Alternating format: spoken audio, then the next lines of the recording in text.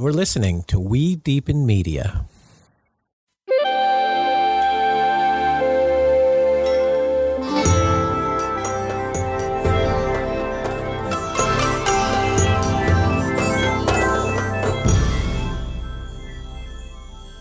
Hello, welcome to another episode of Deepen with Christina. I'm your host, Christina Weber, founder of We Deepen, Feminine Weapon, and also a certified professional love coach for anybody who wants to deepen their dating journey or deepen the relationship with their significant other or find your tribe. Go visit wedeepen.com and you can see all types of social and transformational experiences to support your relational journey. Plus, you'll now see up in the navigation bar a matchmaking and private coaching link. And there you can go ahead and schedule a discovery call. Or if you have something to work through right now, you can go ahead and schedule a one-on-one appointment with me as well.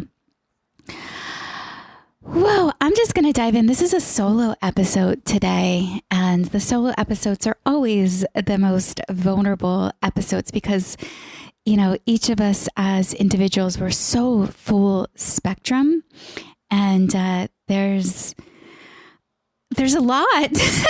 there's a lot. I feel I sometimes feel that I am so different and unique from others, but I imagine that is a feeling that is felt within inside of you too. I have just moved to a new place in Austin, Texas, and it's interesting because I just am overcoming a 2-month really deep, intensive work journey, all focused on love and relationship and dating, specifically the launch of the Dating Dojo, a connection experiment for people excited to love. That was catalyzed by the 8th annual biohacking conference, Dave Asprey's yearly conference. It was so amazing to be a part of that event. There was 2,500 people at the Beverly Hilton in Los Angeles, California. And it was, tech room after tech room. I did not even know that so many products, gadgets, supplements existed to help people to live longer, healthier, happier lives. It's sort of like the alternative to pharmaceuticals, which is really interesting because I sold pharmaceuticals for a few years. So when I get to tap into that world and get a glimpse of all that is available to us, it's so inspiring and a little bit overwhelming because again, there's tech room after tech room. I could have spent thousands of dollars there. And the Dating Dojo was one of the only things that I saw at that conference that had anything to do with relationship, except there was a keynote speaker, Jaya, who talked about erotic blueprint. And that was, a little tap into the relational life. Other than that, there wasn't much there. And there was such a craving. Oh gosh, one of the things that I can say are actually a few things that I learned from the launch of the Dating Dojo, which essentially there was over 300 people in a week and a half period of time that came through this accelerator. And I'm calling it an accelerator because it was, if you came into that experience open, number one, you're going to learn some relational skills, really important relational skills. 2, you're going to learn it alongside people that you actually may be interested in dating. And what I saw is that people are open. There used to be the stigma around in-person dating events. And that's what, my work in 2014 to 2016 began as I produced quote unquote singles events for 2 years. And while entrepreneurs were the first demographic that was open to attending the early adopters, when it came to New York City of people and other career professionals, they're like, oh no, I don't want to go. And, I'm not that desperate to go out and be, in an experience with a lot of other people. And I understand that is very vulnerable. If you're introverted, you might think that, oh, that's a lot of people to navigate. But we do a really nice job of prompting and giving you the opportunity to connect one-on-one or in groups or learning. So it's a great mix for anybody of any personality type for the most part. And we all have our own unique makeup. So we get to decide what's best for ourselves. But yeah, what I'm seeing now is that there's an openness, and the stigma around in-person dating events is dying. I think it's that, I remember, back in 2017 when I did research, I walked the streets of Abbot Kinney in Venice and talking to people. And I know that's a really, you could even say that's this particular type of person that I was talking to who would be strolling Abbot Kinney. But most of them had said that they would prefer to meet their significant other in real life, doing things that they love to do.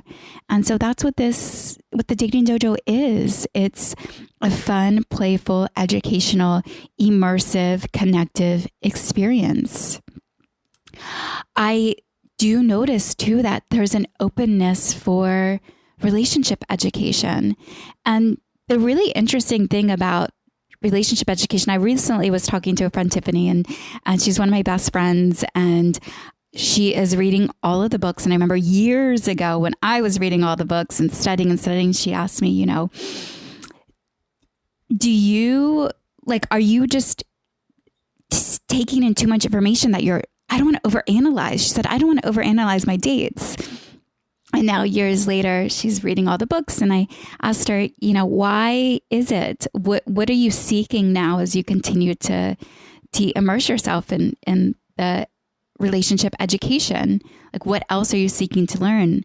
And she answered, and I thought it was just so perfect. She said, I am just seeking to remind myself to hear it in different ways.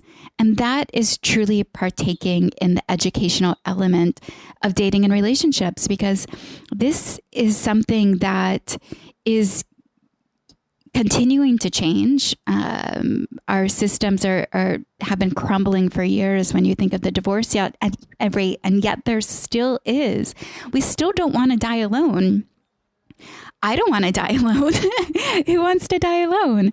We want partnership. And I'll say is the Dating Dojo, it's working. And when I say it's working is that I have messages in my DMs on Instagrams from pictures of couples who met. I also got messages on LinkedIn from people sharing that they are having a meaningful, significant connection with somebody that they haven't felt in such a while.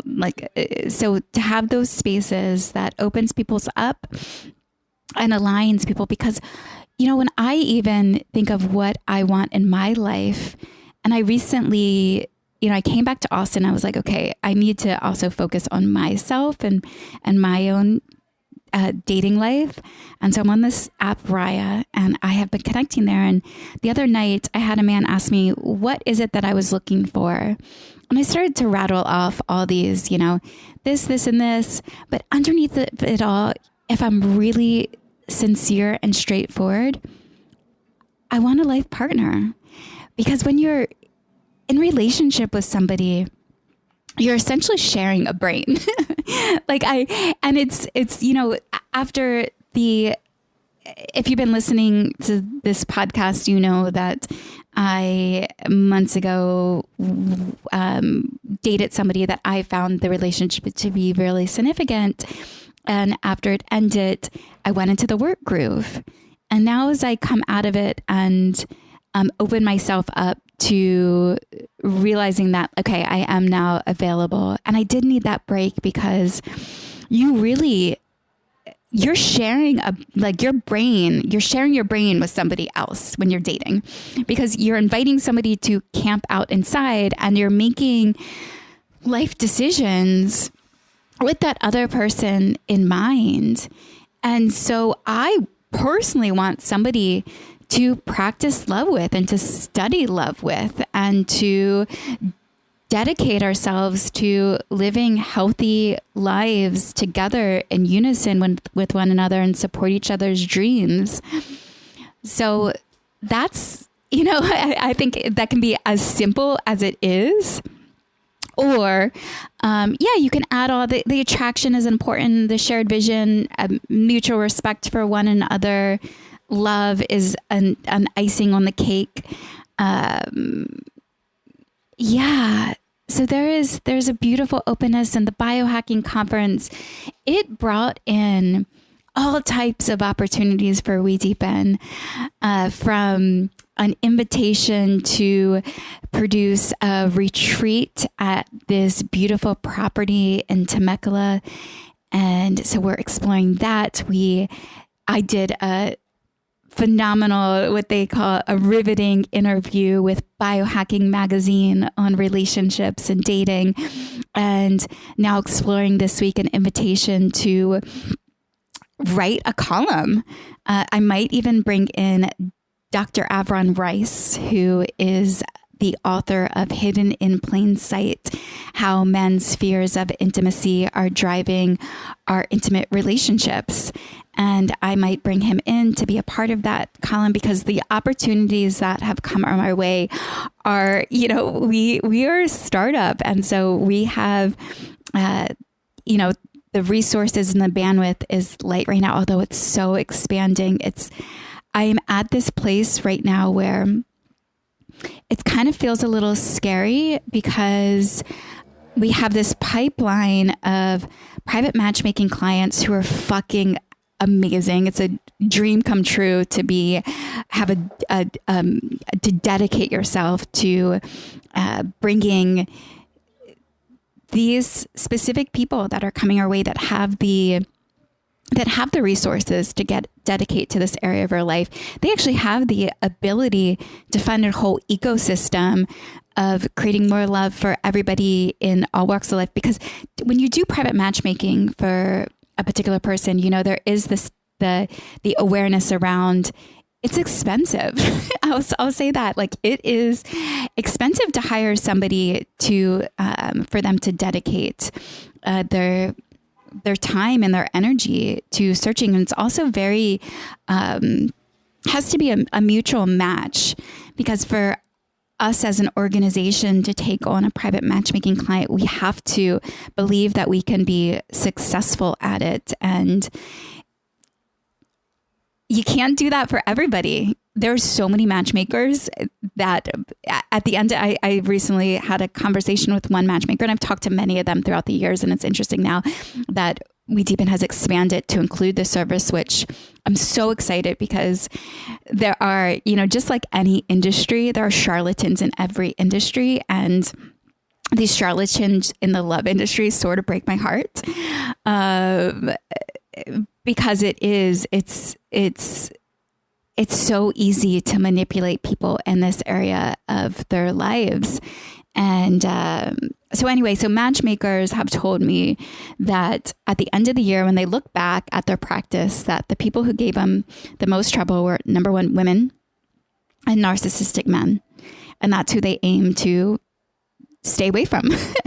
And when I say women, it's like women in a whole. And here we are as our expansion, and we are talking to some women, and they're fucking amazing. And I guess I am really confident about the search for them, the ones that we do take on, because in our network, I also have these really phenomenal, amazing, interesting men. And sure, it is vulnerable, because my two other partners, Maria Teresa, she has a baby who is a couple months old, and Erin Beta, who has been a matchmaker for a decade. She's pregnant. And here I am. I'm the CEO of the organization, and I am currently single. And so why I am out there, yes, discovering these fucking amazing men to introduce to our female clients, there is, just realizing, hey, I don't think you're the right match for them. And also to putting myself aside. And that feels vulnerable and also real. And I also have to be cautious because for me personally, I have been at times, one of the things that I do is like, oh, not me. Oh, not me. So it's a little dance right there. So back to being in this vulnerable space of all of this opportunity that is right in front of We Deepen. And also it's arriving, but I'm in that stage of in between spaces. So last week, I moved into this new spot and I borrowed money from a friend of mine, $500. I don't remember if I've ever borrowed money from a friend. I have a family that's very supportive of what I'm doing, although at times they look at me like, you're crazy and you're taking risks. Just, get a normal job. Just stop being so picky, find your partner. And here I am continuing to take the biggest risks of my life. I'm doing something that most people would never do. And so, yeah, I borrowed money because We Deepen's operations to keep the business running is about $800 to $900 monthly is just our operations. And right now, the primary business has been in the event space, and we work as on the honor system. In the current prototype of We Deepen's platform, it is on the honor system. So we will send participants, paid ticket holders, to experiences that we vouch for and believe that can help people have more meaningful, loving relationships. Experiences that are fun, playful, progressive, forwarding, that get rave reviews. And right now, as this new system begins to build traction all over again, it's at the stage in between. And this expansion into private matchmaking and relationship coaching is new. And we just put out this submission form. You can now submit to be part of We Deepen's matchmaking database. And I'm so excited because the people that are coming in through the system are, they're fucking phenomenal. What I do know is that we have a gold mine of, and when I say gold mine, it's of just really beautiful, interesting people. So our back end is, we have Circle, the Circle community where you can create your membership. It's free. You can book experiences, get exclusive discounts, and then we will be continuing to develop these interest-based groups. For me on Facebook, I've been a part of these interest-based groups for relationships, the Esther Perel discussion group, Chump Lady National, which is an infidelity support group, Relationship of Your Dreams, the masculine and feminine polarity, Healing Together After Infidelity. All these, those are 4 that I've just shared. All these relationship spaces on Facebook are so great, but to have a system that also provides experiences for healing and for being together in person and for fun and play and to learn relational skills. Plus then now weaving in the private matchmaking and relationship coaching, because essentially the people who are flocking to these groups are ones who desire healthy, meaningful, loving relationships. And a lot of them just don't know where to find that or haven't, had access to it. So that's what We Deepen does, is we provide access to it. So we have the Circle community, and then we have recently integrated with this new product that a lot of matchmakers use. It's called Smart Match app. And the Smart Match app, you can now enter the database, and Erin, Maria, and I will are looking through that database. And as we work with our private clients, we'll be sorting through that of who's a match in there for them. And eventually, as more people get into that system, and one of our qualifiers, one of the things that makes We Deepen different from all the others, and I believe, is that we are so dedicated to growth. Growth comes first, and healthy, meaningful, loving relationships. So we are essentially, an accelerator for people who are personal growth junkies. If you want to have, to catalyze your life and to really make impact in this lifetime. So it's not only growth for yourself and for your relationship, but for the world at large. And you might hear me talk about this. I mentioned often, or in every opening, that I'm also the founder of Feminine Weapon. And if you're not aware of what Feminine Weapon is, it began as a nickname that I received back in 2013-ish. And a friend of mine had said to me, we were out at a concert. He said, Chris, I created this nickname for you. Don't let this go to your head, but you're a feminine weapon. You're so business savvy, but such a girl. And that was the catalyst to me realizing my own greatest strengths and my own power as being a savvy business person, as well as operating from this innate feminine energy running through me and this deep care of the world. And while the dating and relationship stuff and We Deepen has taken over in the forefront, Feminine Weapon does live through this one day each year, which is January 30th, is Feminine Weapon Day. And it's a day to honor your conscious light and beautiful self. We battle the ills of the world through love. And this January 30th coming up is Feminine Weapon Day. It's the 10th annual Feminine Weapon Day. So it's the 10th annual Feminine Weapon Day. And so far, the event has raised over $75,000 for children of abuse, extreme poverty, and human trafficking. And I mention this right now because the more that we as a collective can get into more healthy, meaningful, loving relationships, the more, the greater consciousness that it'll bring to our parenting skills. Because a lot of that, what we're seeing that is challenging us as grown-ups, is the behavior patterns that we observed as children. And to help end that cycle, so the 150 million orphans worldwide, there are 80 million children living without a single parent.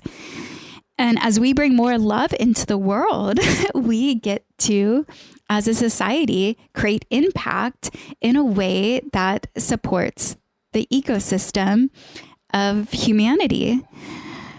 And that's what really excites me. So as the Dating Dojo, there's so much opportunity with the Dating Dojo. I would love, if you go to wedeepen.com and you hit experiences, you can see the Dating Dojos in there. Click on that link and you can see all of the rave reviews that people have given into it. I was going to say is I would love to be able to do the Dating Dojo at South by Southwest, Comic-Con, any interest-based conference, Sundance, any interest-based conference to inspire more connection.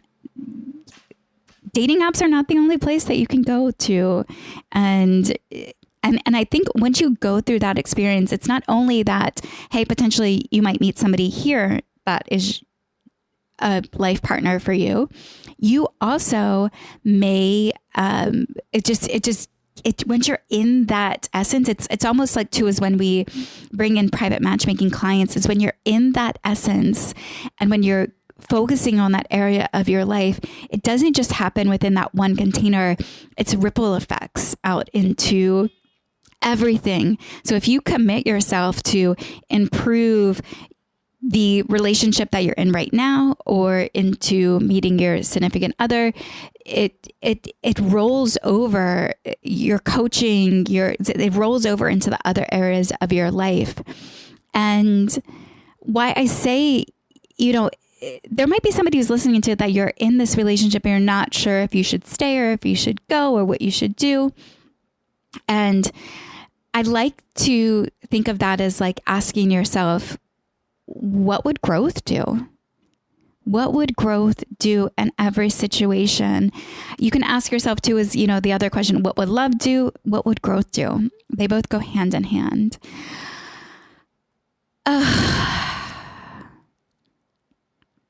What else do you guys want to know? What else do you want to know about me? There's so much that happens on a daily basis, and I want to be able to share that with you. And this week, I will be recording a podcast with Melise Morris.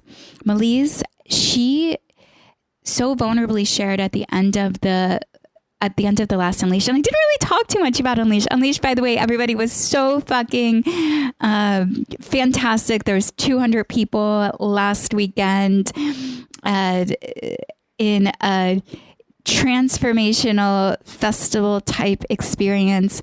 And what I really admire about Unleash, it's such a unique experience. It's not only that you embark yourself into this transformational journey that is like, there's the facilitators and then there's the attendees. No, those facilitators are in the transformational journey with you and they share it.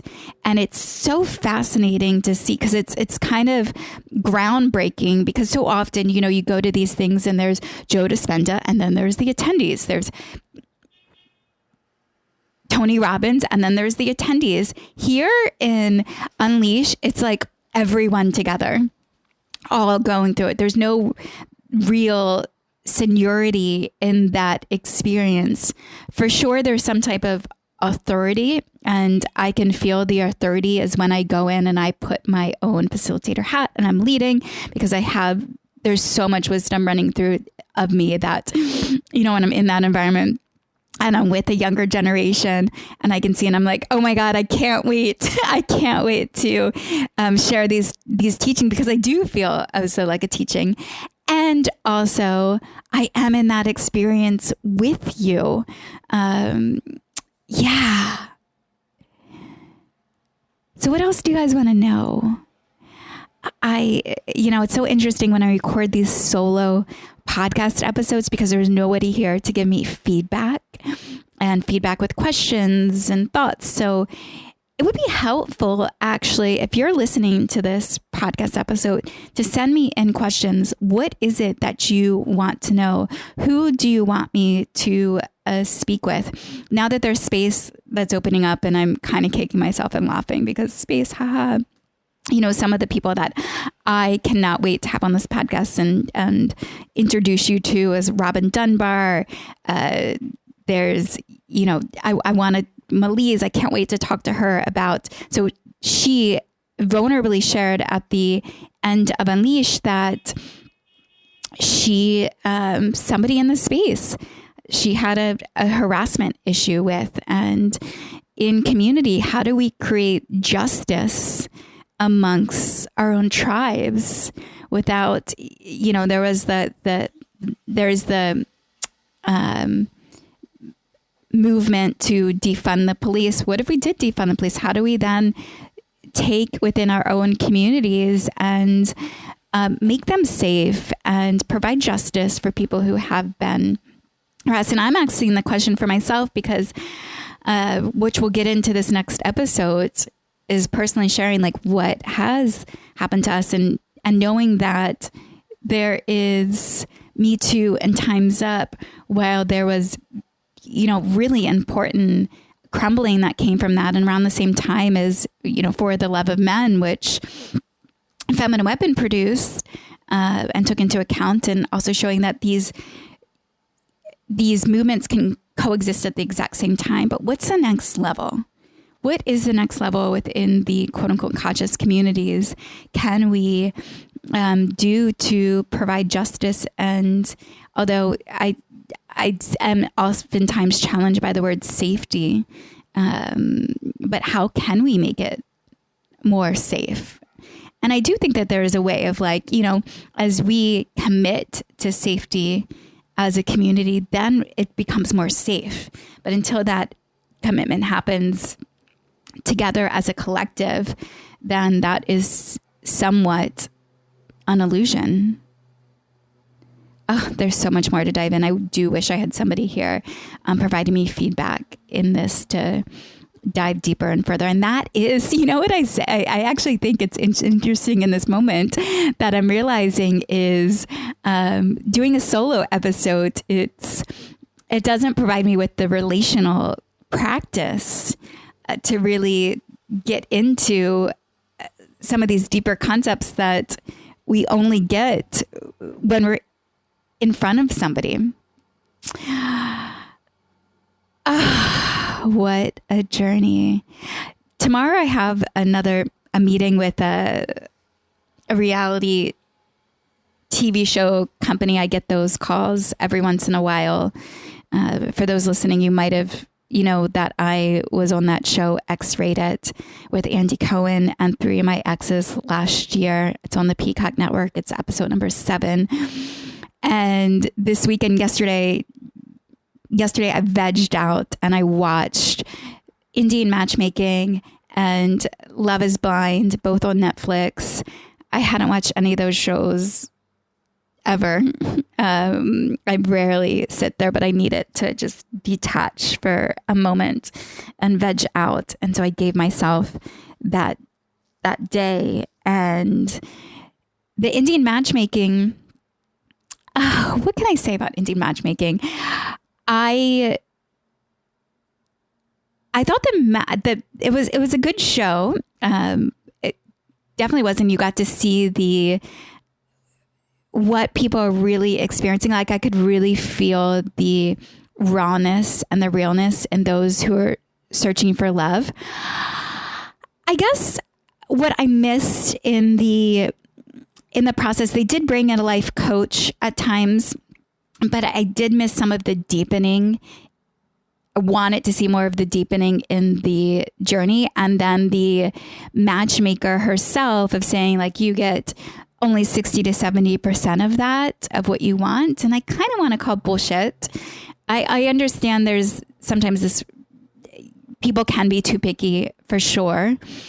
But when you're looking for a life partner, a lot of the things that they're asking for didn't seem too outlandish. Like, yes, go for that. What I would be interested to see is providing deeper experience for the dating journey for people to be able to uncover compatibility.